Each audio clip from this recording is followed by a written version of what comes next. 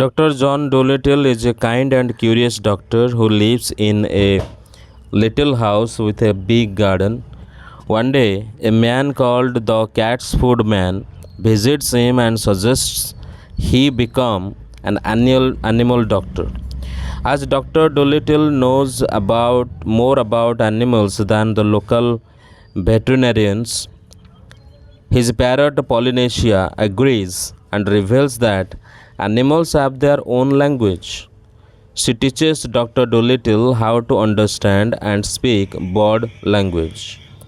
With time and practice, Dr. Dolittle learns to communicate with all animals. He gives up treating humans and becomes an animal doctor.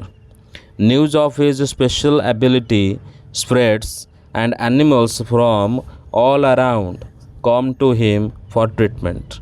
For example, the plow.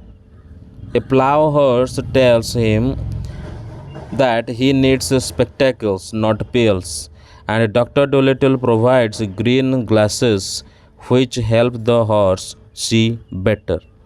Soon, animals of all kinds, big and small, visit him. He builds special doors for different animals and even a tunnel for mice. His fame grows across countries as migrating birds carry news of his worldwide.